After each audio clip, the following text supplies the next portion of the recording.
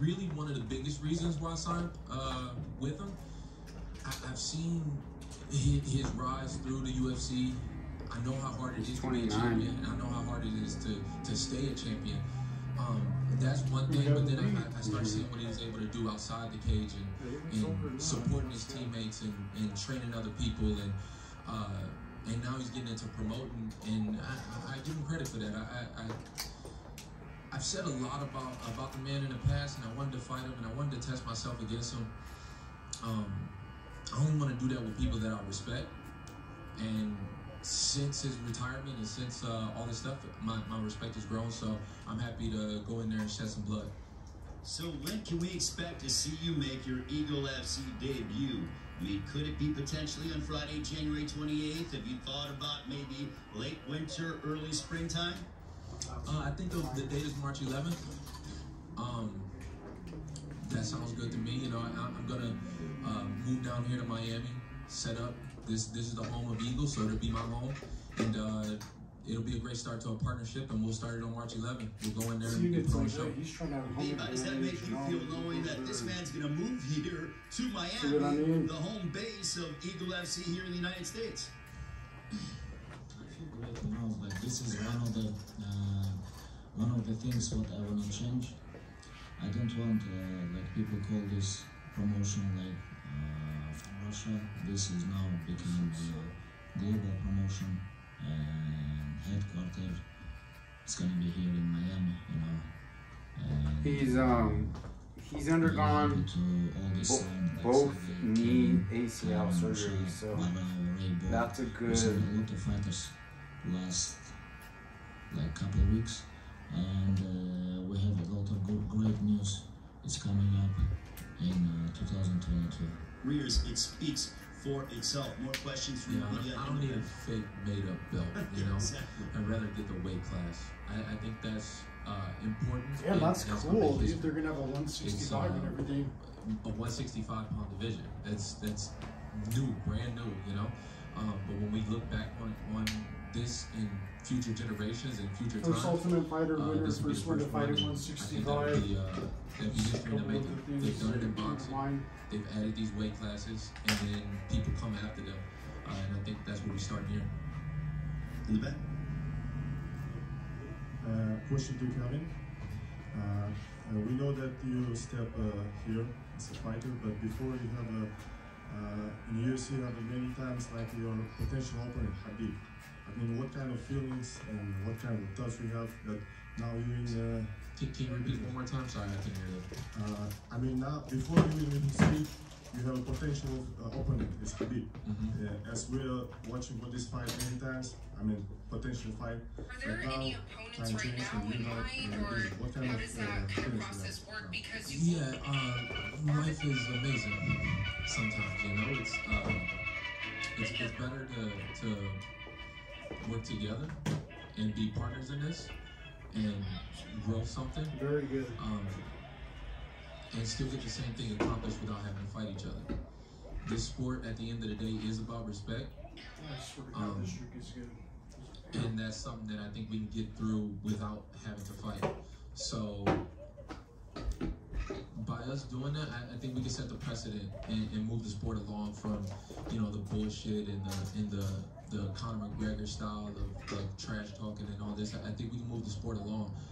And he's a great champion, and he's done fighting, and now we'll move on to a different time in the sport. You know, I'm not one of these young guys. I've been around the sport for a long time. I'm a vet. I've had a lot of fights, but I haven't even hit my prime yet. So to have him help me get to my prime, I think that's more important than us fighting each other. I also want to say that I think it's refreshing that a fighter who has fought at the highest level in Habib Nurmagomedov is diving into the promotional world, because he does know what you guys go through, Kevin, and the fact that people have done that, I think that instead of being a promoter and saying, I think you should do this, or I'm going to pay you this, whatever the case may be, he's been there, so he knows what you guys have to go through, and I think from a respect standpoint, that is more advantageous, and I think that you like fighting for a guy that, hey, look, he's been in there. The guy's undefeated, and he's beaten the world's best. contest, so he knows what it takes to be able to get ready for a fight and compete. Absolutely, I think that's a big part of my decision to come over here, and for just the fellow fighters so I think that'll be the fight. Free agency is amazing. Like you kind of feeling that right now. Diego Sanchez versus Kevin Lee. I think that's the fight. I think it's almost like it just came around in a circle to come to that. Because, like you said, he's been there and done that. He's a great champion. So when some of these other promoters will tell you what to do, it kind of goes in one ear and out the other. But when you know somebody has already been there and they actually understand what you're going through, it makes a big difference. And I think it's the evolution of the sport is for us to start becoming our own promoters.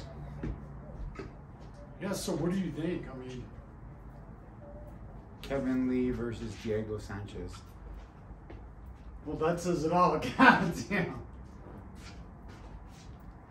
Kevin Lee versus Diego Sanchez, YouTube. When you order Domino's delivery online, you might get a surprise free. Pizza, lava cakes.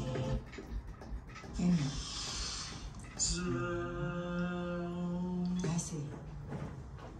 Wherever the new world of work takes your business, the world works with ServiceNow.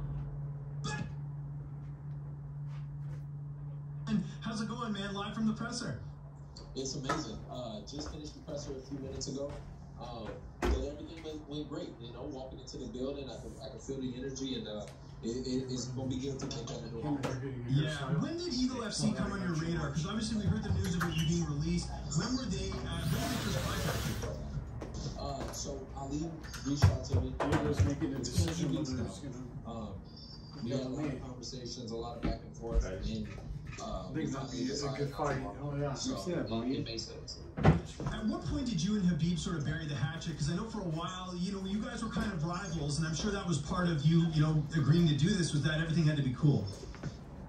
Yeah, there was always a mutual respect between us. You know, there was never a point in any time when I wanted to fight him where I got like disrespectful about it or showed that I did respect him. I mean, I obviously wanted to fight him because I did. So I think underneath all of it, we didn't even have to have a conversation. Like we kind of both already knew, you know. We can kind of look in his eyes and tell just from that. We know that PFL had also apparently had some interest in you. Were there ever serious talks about you joining PFL? Yeah, PFL was on the radar. A lot of people were.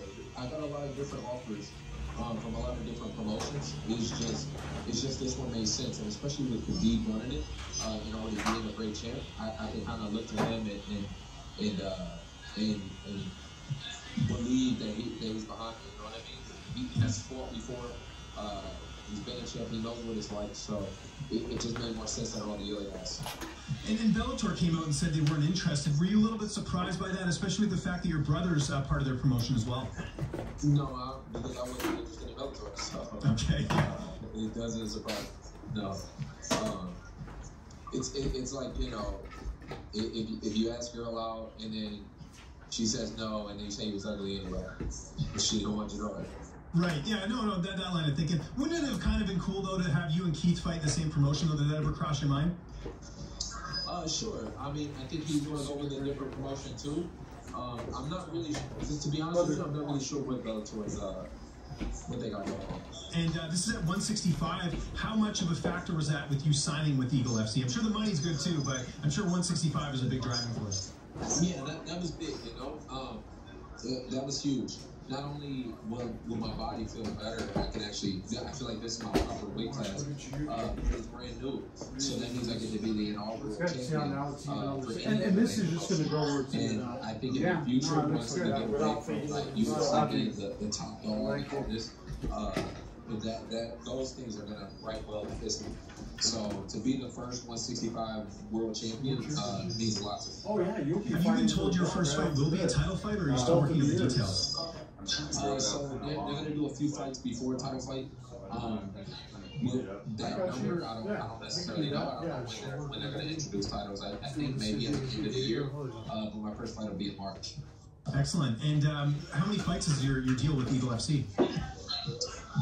So right now it's for 4 fights. and then we'll go from there. Interesting. And are you allowed to go take other opportunities? I'm sure not MMA, but would you be allowed to box, for example? Yeah, there's an opportunity to co-promote it at one point in the future with other promotions or however we're gonna do. I think that's one of the big factors that get me to sign with the two. Is the freedom that it give me, not to just be tied. Are you a walk-in? I don't have the time today. And we also heard that apparently you're going to be paid in Bitcoin. Is this accurate? Yeah, entirely in Bitcoin. I'll be the first mixed martial artist to be paid in Bitcoin. So, why wouldn't you want to be paid in Bitcoin? That's elite. Was that something you pitched to them, or they pitched to you about getting paid in Bitcoin? So we, my manager and my team at CAA, they worked on it, and they didn't give me any pushback when asked about it. So it kind of goes to show like how forward thinking they are. They've already talked about setting up things to do in metaverse and different ways to broadcast and all these things. So yeah, that was also a big part of the factor. Well, I think it's awesome. I've had Bitcoin for years. I think cryptocurrency is the future, so I was really excited to hear that. Do you know if any other fighters are getting paid in Bitcoin as well, or is it just you? I'm the first one. You know, I'm pretty sure many people will follow suit, especially as this thing takes off even more. But to be paid in Bitcoin, it gives me a lot of financial freedom, you know what I mean? It gives me a lot of security where I don't even necessarily have to fight, which is going to make me fight so much better because I'm not so worried about it. That was a bizarre answer. It's going to be something that other people follow suit with. The other bombshell you dropped is that you're moving to Miami and you're moving your whole camp over there. Any idea where you're going to be training, or are you going to sort of create your own camp? I'm going to train at Stanford MMA. I've been there a few times, already trained a little bit, but now I will actually train there. I'll still obviously train with Faraz Sahabi and TriStar, but we'll work out how that relationship works. I already know there's a few people who already do that, who are training at Stanford but still use Faraz and still use some of the other trainers from TriStar, so that door is already open. What was the connection for you to Stanford? I was curious about that. Honestly, it just kind of came about, you know. I started spending more time down here in Miami. I've got some family, so it just kind of came about. I'm trying to think who was the first person that introduced me to Stanford. I think it might have been Derek Brunson. Yeah, I think it might have been Derek Brunson. He told me to go over. And then I met Michael Chandler, and you know, yeah. Okay, that's excellent. And a wealth of welterweights too there as well. I mean, are you excited about getting to train with guys like Luque and Burns, who are at 170, which is closer to the weight class you're going to be competing in? Yeah, and then you got a lot of guys who are above our weight class too, like Tyron Spong that I can learn from, to get to work with Henry Wolf, and you know, there's a lot of potential for growth being at Stanford for sure. And like you said, great training partners and guys that I didn't even know were there, who are really good. Any ideas on who your first opponent can be? Have you been hearing any names, or are there any? Because I know the one great thing about the promotion is Habib said, look, this is not a Russian promotion. We're going to get guys from the U.S. as well. Are you hearing any names at all about a first opponent? Yeah, I've heard Diego Sanchez's name being thrown around. Diego will be a great first fight.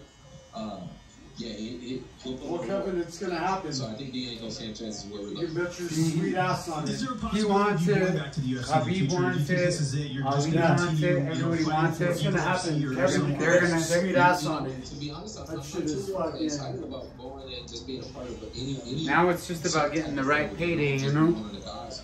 If I do, it'll be maybe a book promotion or something like that. Possibly. Only reason I would go back now is for a rematch with Charles Oliveira. So if they come back with that, give me a direct rematch with Charles, then okay, yeah. Otherwise, I'm gonna go back.